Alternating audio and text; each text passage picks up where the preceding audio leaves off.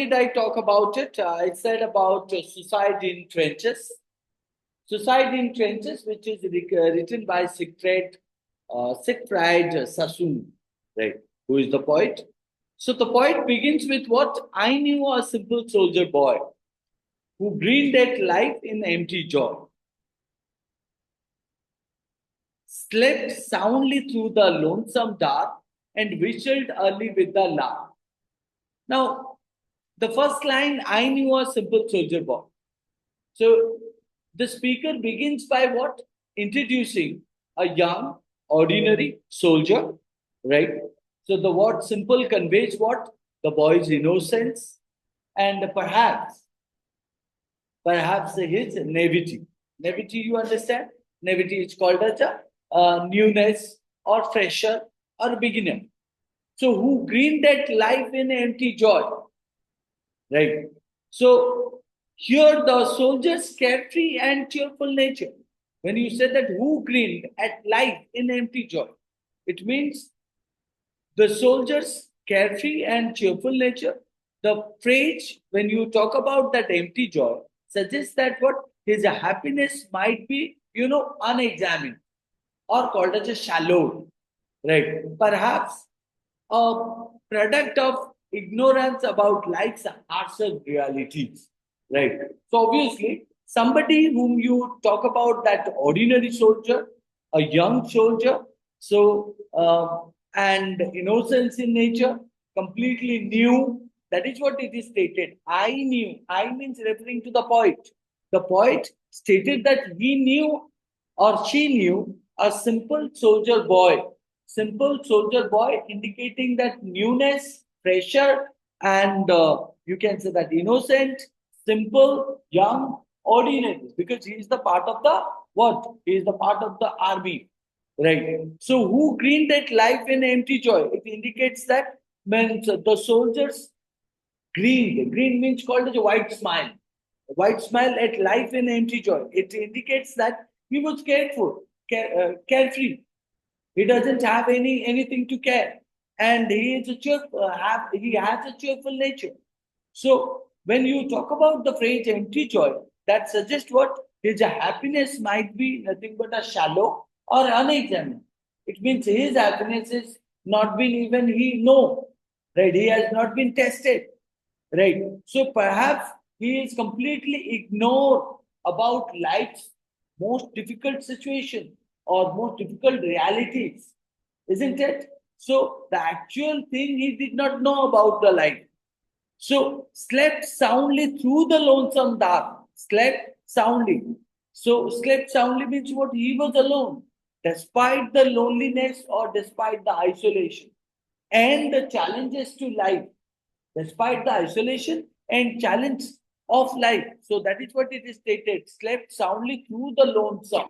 Lonesome means called as alone, right? So he was isolated. He was having with the challenges of life. The soldier could sleep peacefully, sleep soundly. Sleep soundly is called as sleep peacefully. And it shows his untroubled mind or resilience during a simpler time. Right. So when you say that untroubled, it means his mind did not face any kind of a trouble, difficulties, right? Or the resilience during simpler terms. So during the simple moments, or the you can say that in an ordinary time, so one faces the resilience that he did not face, isn't it? So the next is called at the end, whistled early with the lark, and whistled early with the lark. So even he would wake up also cheerfully, like you talk about the soldier, how his routine. So he would wake up cheerfully, and that symbolized by the lark. Lark is what?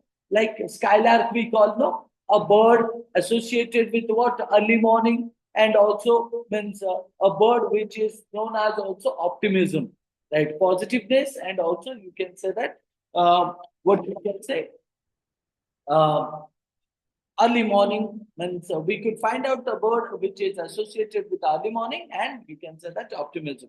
So it indicates that the innocent and also positive outlook present in that person. So the soldier in winter trenches, cowed and glum. So even the poet also changes the tone. The tone shifts what dramatically at the scene. What is that scene? That moves to the trenches of World War One. Because as far as we read this point, when we read this point, we realize that this point uh, during the period of World War, isn't it? So the poet stated that in winter trenches, cowed and gloom. It means the poet stated the tone shifts dramatically at the scene, the picture that moves to the nothing but a trenches of World War One. So the moment which was nothing but ordinary and you can say that simple, but at the same time, what happened when the difficult moment comes? The difficult moment like a World War One, right? So winter trenches indicates what? When you talk about winter trenches, that symbolizes nothing but the cold, right? So symbolize what? Cold and cold heart's condition. So you are in a kind of a situation where you feel cold, you are outside, you are in a harsh condition, bad condition, and that reveals nothing but what means that reveals nothing but a cowed and a glum. COWT, cowed and glum. So when you say that cowed and glum, that indicates nothing but a soldier's fear and sadness, right? A stark contrast of his earlier and cheerfulness. Now, in the first four lines, where you find out that the poet introduces the character. So, a boy who is young, who is simple, who is innocent, who is naive, who is in a happy life, who doesn't know the difficulties. But later he changes the tone and he stated that what means that the in winter trenches, cowed and glum. So during the World War One, during the cold winter season, when the condition of the weather is harsh or bad, so the youth turns to cowed and glum. It means called as a fear and sadness. So which is completely stark, complete contrast to the earlier four lines, isn't it? So the poet also said that with crumbs and lice and lack of rum. So with crumbs, lice, and lack of rum. Rum is indicating to alcohol. So this green realities means serious realities of trench warfare. So what is that trench warfare? That are detailed with the crumbs. Crumbs means called as explosions, right? Explosions of what? The shells. That is known as a crumbs. Lice. So lice is indicating as an unsanitary living condition. So you are not living in a healthy lifestyle, healthy place, isn't it? Unsanitary living conditions. So and lack of rum. Lack of rum is called as a rum is generally used by the soldiers during the winter season for the sake of what? Making themselves comfort or making themselves stay away from the cold or make themselves warm, isn't it? So deprivation of comforts of self. So in that case, when we say crumbs, lies, lack of crumbs indicates nothing but called as an explosion of shells, bombs, right? Second is called as a lice that indicates about unsanitary living condition. Third is called as a lack of rum that called as a deprivation of comforts or relief, isn't it? The poet also said that he put a bullet through his vein. Put his bullet through his vein. It means the soldier means caused to die.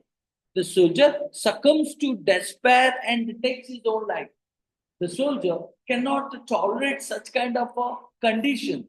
The soldier means is going to die because of the despair situation, sad situation, and takes his own life. That's why he put a bullet through his brain. Indicates nothing but he is going to commit suicide for himself. Why? So because of the kind of a situation he finds out. The blunt and shocking line which is stated, he put a bullet to his brain, indicate what or focus what? The devastating psychological toll of war. The devastating, destructive, right? The word devastation, psychological means mental trauma that the youth, that the young age people who did not know anything about the life, who came to the war and means who faced the kind of a situation. So they faced the war, right or not? So means what kind of a psychological impact was going on in their mind? No one spoke of him again. No one spoke of him again. So his death is ignored, right? Even if he dies also, no one spoke of him again. It indicates that his death is ignored or forgotten, right? So it highlights what? It highlights the dehumanization. Dehumanization means there is no humanity present, right? And neglect of soldiers during the war.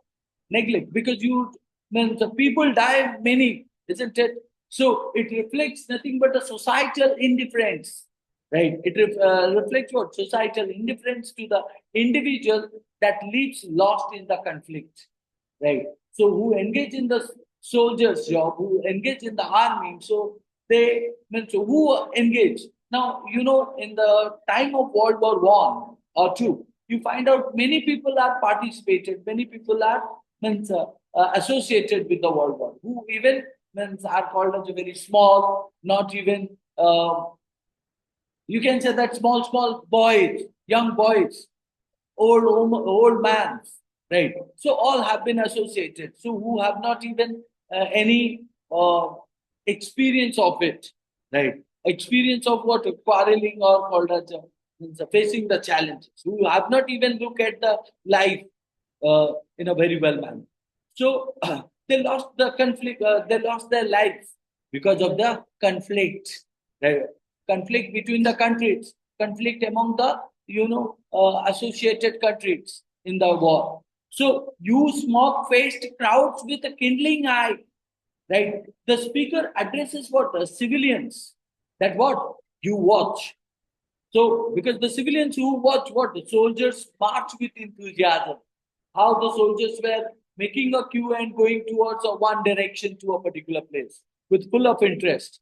So, smug faced implies what? A self satisfaction. It seems like what?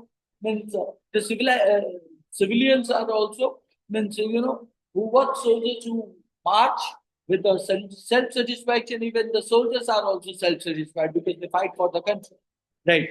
And kindling eyes suggesting their excitement or romanticized view of war. Right.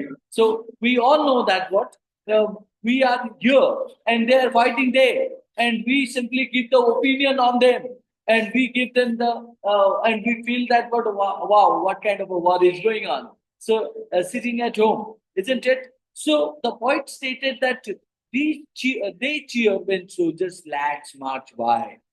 So they cheer when soldiers lad march by. Soldiers lads march by means civilians cheer for whom? Soldiers. Right. So perhaps oblivious to the horrors. They are not aware of the kind of horrors that these soldiers are going to face. Isn't it? So you can say that they are completely unaware of the horrors that they are going to tolerate or endure. Right. That is why who cheer when soldiers lads march by. So, continuing a culture of glorifying what? Continuing what? Means a culture of glorifying what? Sneak home and pray, you will never know. Right? So, the speaker condemns the crowds. How did the speaker condemn the crowds? And what he condemns actually? The speaker condemns the crowd's hypocrisy. Hypocrisy means called as the cowardness, right? Or you can say that means they are not admitting the reality. They are not accepting the reality. So the speaker condemns the crowd's hypocrisy. They celebrate. Who celebrate? Means that the crowd, right? So celebrate the war publicly but privately hope that what to avoid experience it's a horrors themselves. So they don't want to become the part. Now understand that how many people are there ready to send their children, son and daughter to the war? No, right? So they don't even means allow the children to get into the army job, isn't it? So for a BSF, all such kind of a thing. So, but they want to enjoy that. So, but they want to avoid the experiencing its horror, right? Themselves. So the hell where youth and laughter go. But if you look at the reality, so the youth and their laughter, their cheerfulness, their means looking to the means life, all go, isn't it? They die. So that's what the poignant line presents at the last captures the destructive loss of innocence, right? So because the first line stated, no, the young kid, right? So the poignant line captures what? The destructive loss of innocence and youth. They lose their life because of the war, caused by the war. So the word hell influences what? The unimaginable suffering that soldiers tolerate in the trenches. Right. So when you talk about that trenches, what do we find out that we are talking about the warfare, isn't it? Warfare. So all total, if you talk about that, the poet when summarizes the points things. So the poet who Siegfried Sassoon, what he tries to do, so critiques the romanticized perception of whom? Romanticized perception of war that carried by the civilians. Proud, isn't it? And that is what Siegfried Sassoon criticizes, right? So the poet through the tragic story of a young soldier, he describes the brutal realities, the cruel realities of war, what? War. And it's a psychological toll. Psychological means mental trauma, isn't it? So the poem exposes what? The poem exposes the indifference of a society. So towards soldiers' sacrifices. So the society does not understand the sacrifice of a soldier, right? So, and that's what the condemn, right? The poet did here, condemning the glorification of war and its destructive consequences on youth and its family or their family, isn't it? So, if we observe that, what so the poet Siegfried Sassoon's suicide in trenches is nothing but a kind of a means harsh criticism or called as a terrible criticism. Terrible criticism to whom? Terrible criticism, you can say that to the people, right, who glorifies of war and the indifference of society and toward the suffering of soldiers. Isn't it? The poem tells the story of a young, careful soldier who is driven to despair and ultimately what ultimately commits suicide in the trenches of World War One. Right. So Sajun juxtaposes, right, the soldier's innocence, right, and with the brutal realities of war, highlighting what? The psychological toll and societal neglect of those who sacrifices their lives, isn't it? So the poem ends with a nothing but a sharp rebuke, sharp, blaming to civilians who romanticized war without understanding the horror of war, isn't it? So you can point out the poetic devices that are used in the poem. It's called as a contrast, right? There is a sharp contrast in one side in the first four lines where the poet stated about the positive and latter immediately contrast. Second is called as a imagery. Imagery is indicating trenches, right? So like crumbs, lice, and the lack of crumb, right? Sorry, lack of rum. So that is nothing but an imagery which is indicating vegetables, which is indicating the rum alcohol. The third is called as alliteration, repetition of you can say that consonant sound, right? Alliteration is there. You need to find out that. Even you also find out blunt. I'll just tell you, lonesome dark is the line which is given. Even we also find out the tone that the poem sits from a light and carefree tone in the beginning to a somber, but latter you would find out accusatory tone. Accusatory means to blame somebody, accuse somebody at the end, and reflecting nothing but the emotional weight of the subject.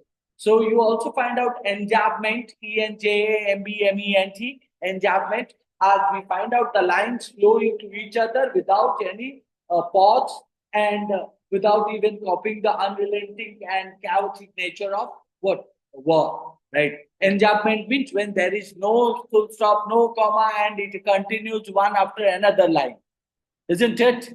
Do you understand that? So we also find out the point stated about irony, irony. Irony means two opposite ideas, right? So that two different people understand. Like you can say the civilians who smug faced, right? Who are cheering. So even contrast. right? Contrast bitterly with their ignorance of the hell where youth and laughter go. The irony focuses what? Their detachment from the soldiers' reality. Whose detachment from the soldiers' reality? Civilians, right? Civilians want that war should be held. War is very interesting. So, but they don't want to part of that, right? They enjoy the war, but they do not know the reality of the soldiers, right? So, next is called as a personification. So, the personification is called as a how means one that personifies the human's quality. And here we find out the word lark, Lark, lark, that symbolizes nothing but hope and vitality.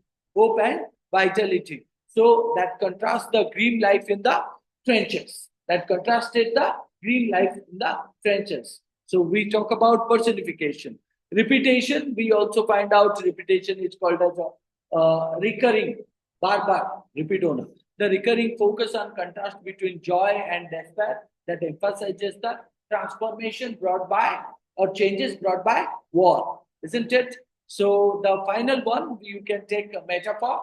So we can say that the hell where youth and laughter go. The hell where youth and laughter go, isn't it? So very nice one. So that serves as a metaphor for the trenches, right? So representing the death of innocence and joy in war. Okay, isn't it? Isn't it? So that's all. So let me just indicate why it justifies the title Suicide in Trenches, because we find out the title of Siegfried Sassoon poem is, very straightforward, stark and straightforward, that immediately draws what means attention to the tragic subject matter. It involves the central event of the poem that's called as a World War One. So the suicide of a young soldier in the trenches of World War One and focuses the destructive impact of war on individual life, right or not? So that's what is nothing but the main point for which he or she kept the title as a suicide in trenches, right? So we can say also means the point focus on individuals' tragedy, focus on individuals' tragedy, focus on what means emphasizing war's brutality, cruelty. Focus on what symbol of disillusionment, right?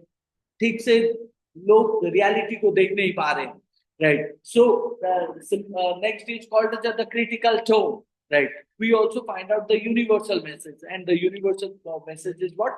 Though the poem tells the story of a single soldier, the title suggests what? A broader commentary on the what? On the countless lives that are lost in similar ways during the war, isn't it? So the singular suicide is nothing but emblematic. What do you mean by emblematic? That called as a sign or symbol, right? So of a collective tragedy, isn't it? So that is what you can say suicide in trenches. It's both literal and symbolic. I hope you understood. Bata chogo nahi gala.